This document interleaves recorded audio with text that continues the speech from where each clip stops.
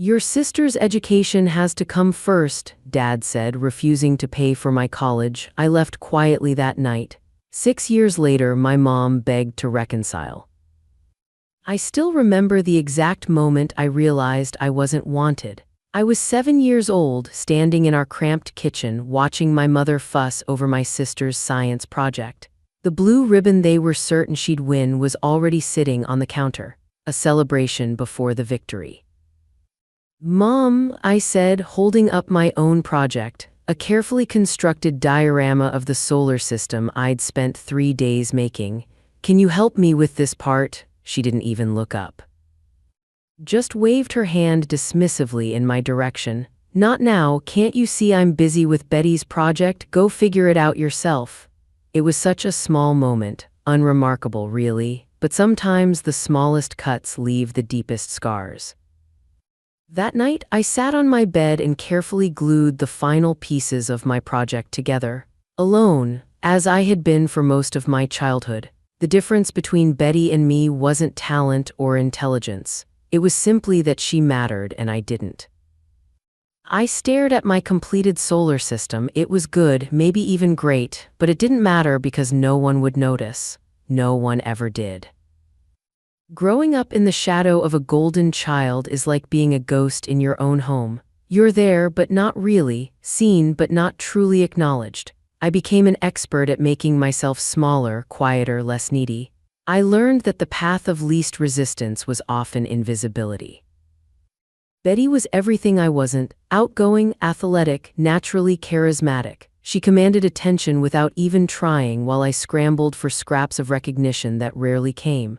"Why can't you be more like your sister?" became the soundtrack of my childhood, a constant reminder that I was the family disappointment, the afterthought, the mistake.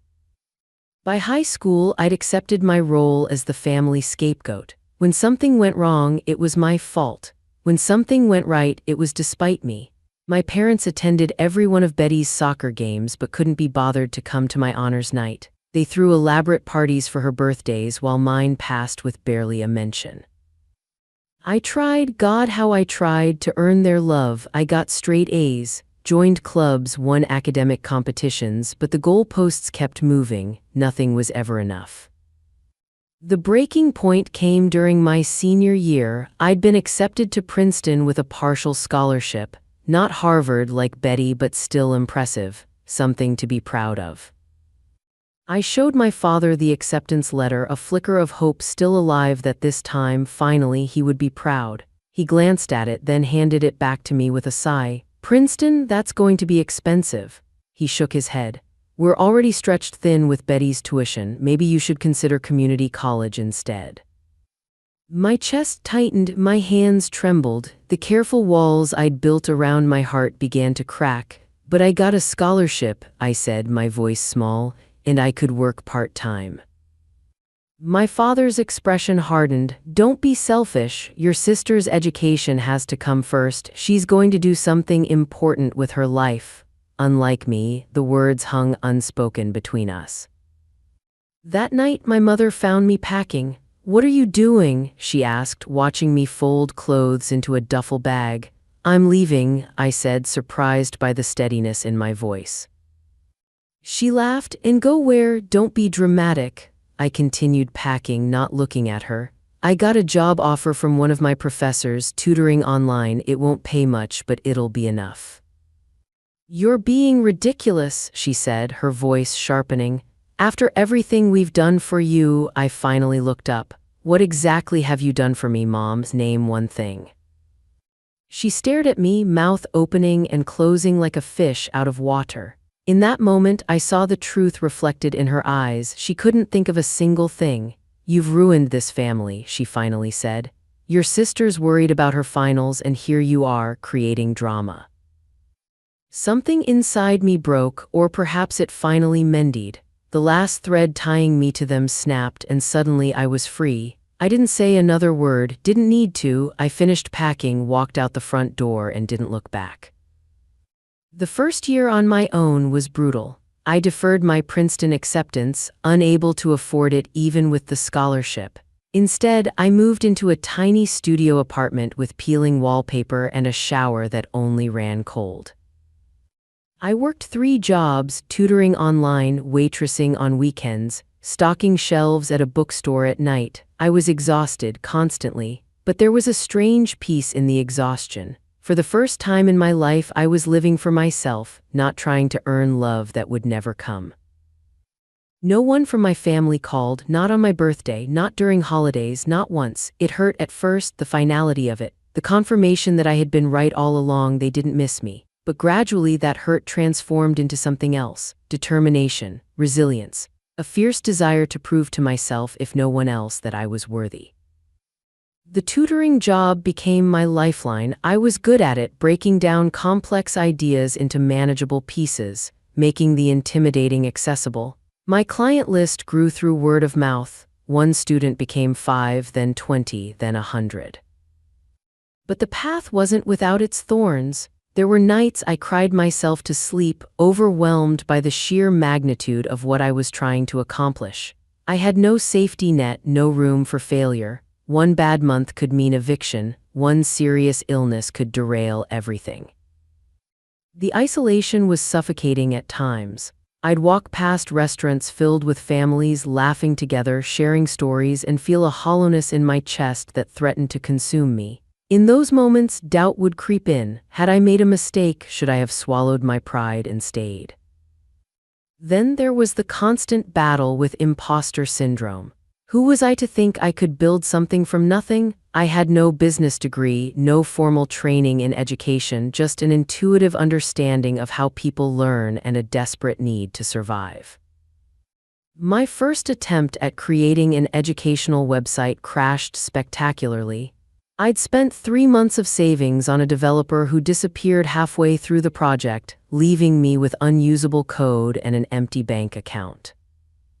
I sat on my apartment floor that night, surrounded by bills I couldn't pay, and felt the full weight of my aloneness.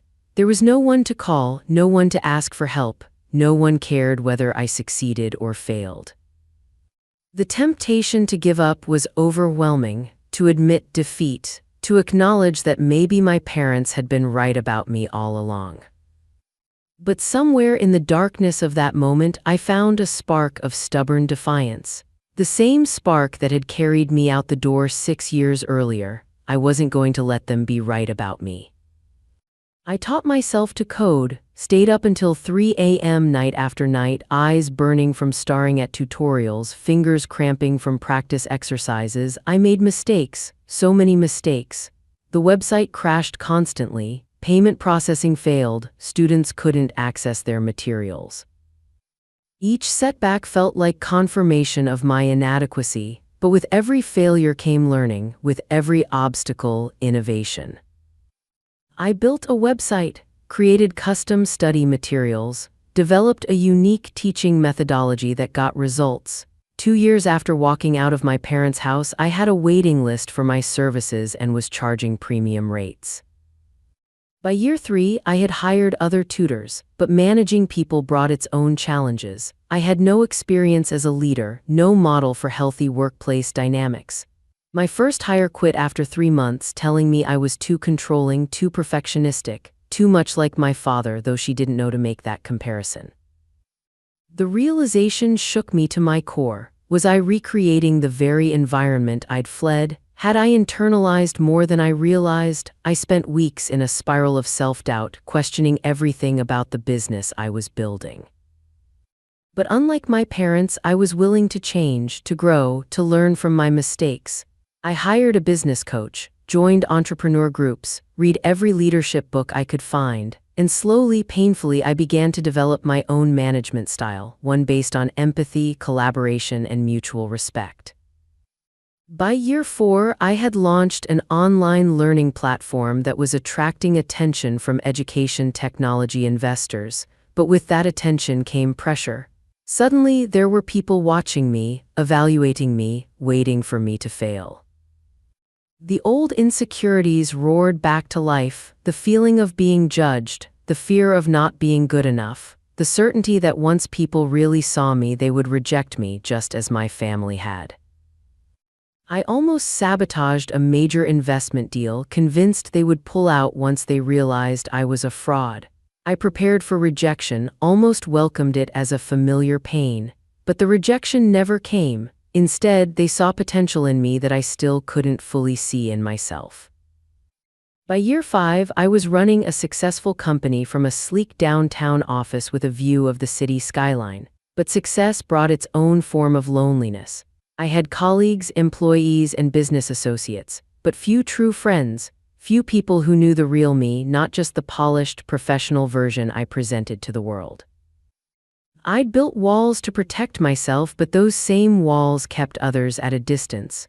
I was terrified of vulnerability, of letting people close enough to hurt me, of trusting that someone could see all of me and still choose to stay.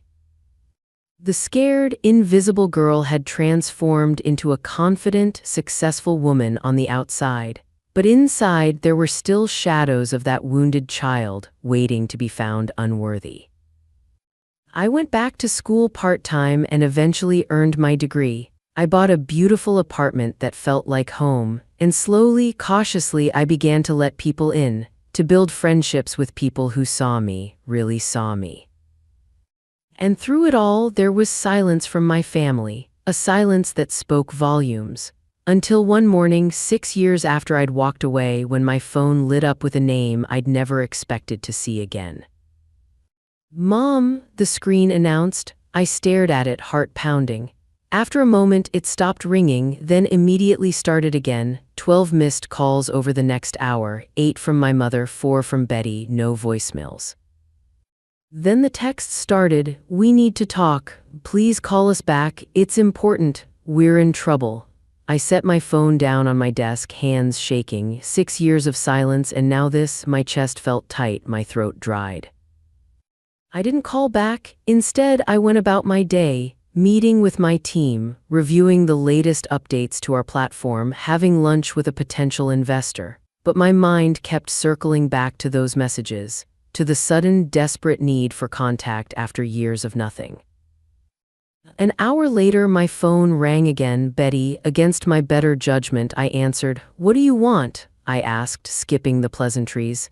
"Alex," she said, her voice breaking, "please, we really need to talk to you." "About what?" A pause. "Dad's gone. He left Mom for his secretary last year. We're in a bad place. The house is being foreclosed on. Mom can't work because of her arthritis. I had to drop out of medical school. We have nowhere to go." I closed my eyes, letting the information wash over me. 6 years of silence, only broken by financial desperation. "So you thought of me," I said flatly. "Your family," she said, as if that explained everything. As if those words weren't a cruel joke after everything that had happened. "Am I?" I asked. "Because for the past 6 years I haven't heard a word from any of you, not a birthday card, not a Christmas call, nothing." "We were hurt," she said, her voice small. "You just left without saying goodbye." My laugh was hollow. I told Mom I was leaving. She laughed at me, said I was being dramatic. Silence on the other end. "We saw your company in the news," she finally said. "Mom recognized your picture. You've done really well for yourself." And there it was, the real reason for the sudden reconnection, not because they missed me, not because they regretted how they'd treated me, but because they saw that I had something they now needed. "What exactly do you want from me, Betty?" Another pause. "We need a place to stay, just until we get back on our feet, and maybe a loan for a fresh start." The audacity of it stole my breath. 6 years of nothing, and now they expected me to welcome them with open arms and an open wallet. A storm of emotions swept through me, anger at their entitlement, vindication that after all this time they needed me more than I needed them, and beneath it all, a small, wounded part of me that still ached for their approval, for their love. That night, I barely slept. I paced my apartment, arguing with myself. Yes, they had treated me terribly. Yes, they had only reached out because they wanted something from me, but they were still my family, the only one I would ever have.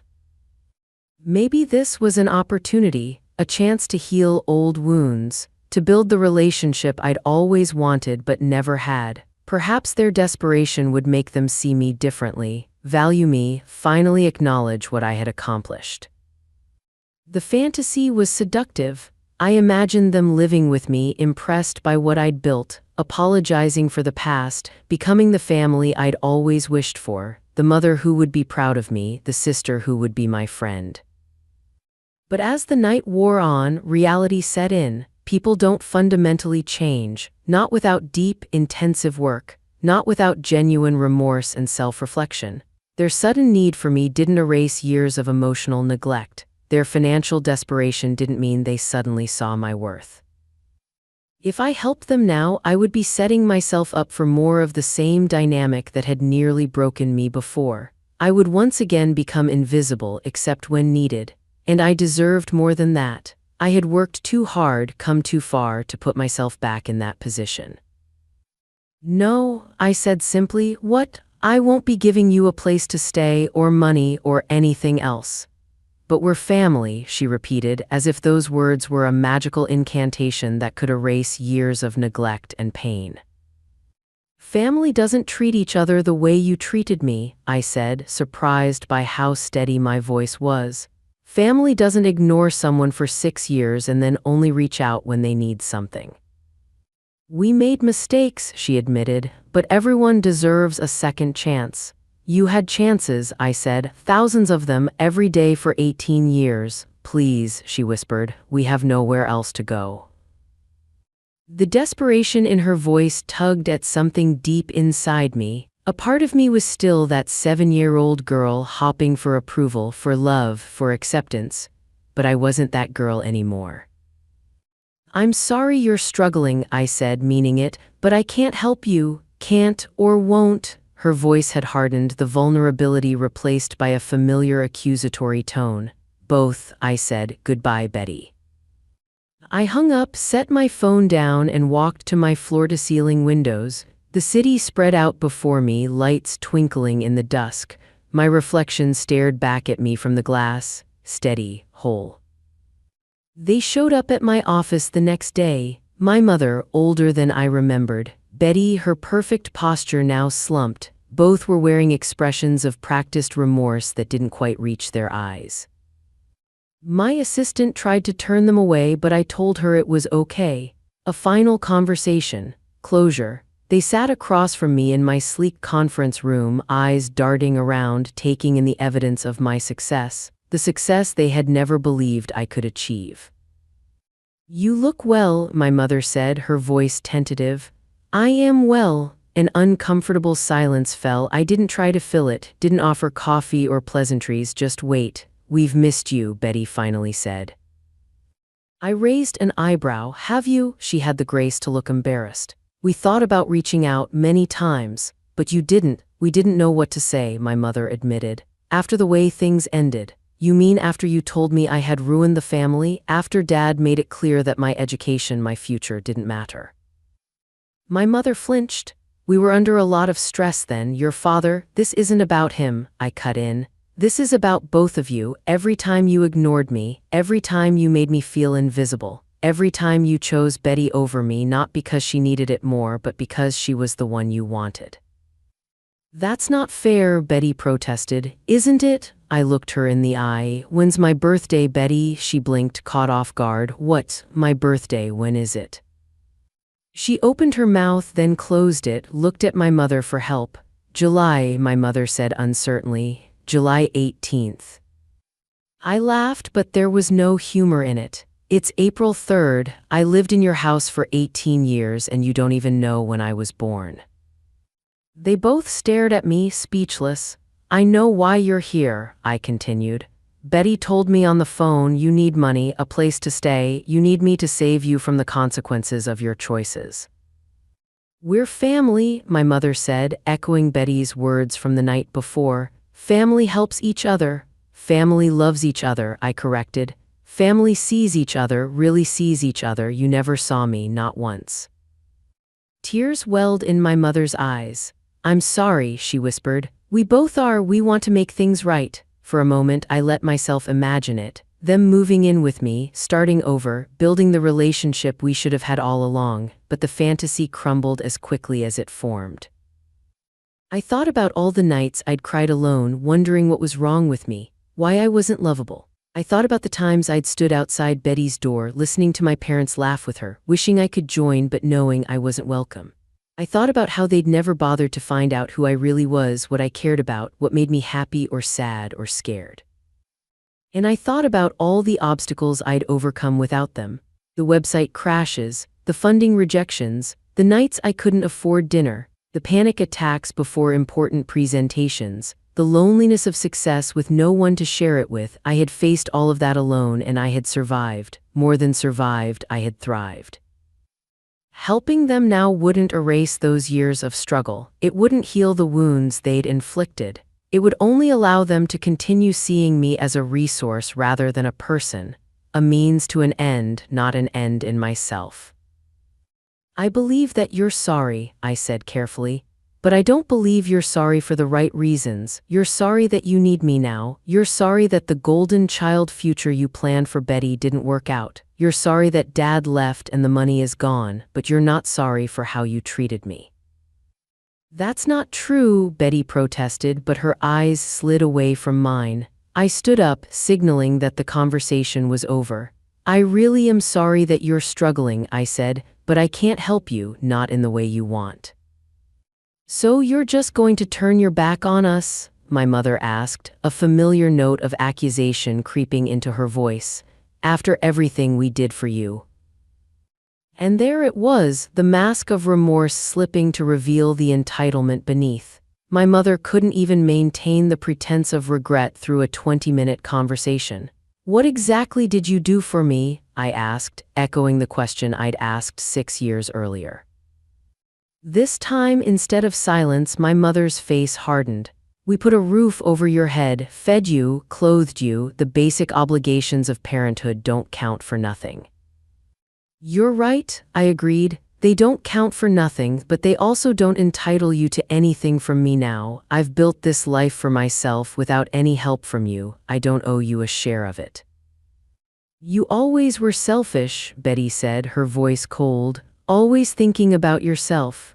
I almost laughed at the irony of it. Goodbye, I said simply. I wish you both well, but this is the last time we'll speak. I watched them leave, my mother's shoulders hunched, Betty's steps quick with anger. I waited for the guilt to come, the doubt, the second guessing. It never did. Instead, I felt a profound sense of peace, of completion, the final chapter of an old story closing to make room for the rest of my life. Some might call my decision harsh, unforgiving, but there's a difference between forgiveness and reconciliation. I had forgiven them long ago for my own sake, but forgiveness doesn't mean allowing toxic people back into your life. It doesn't mean subjecting yourself to more of the same treatment that hurt you in the first place. Sometimes, the kindest thing you can do for yourself is to close a door, to recognize that some relationships can't be salvaged, that some people will never see you no matter how desperately you want them to.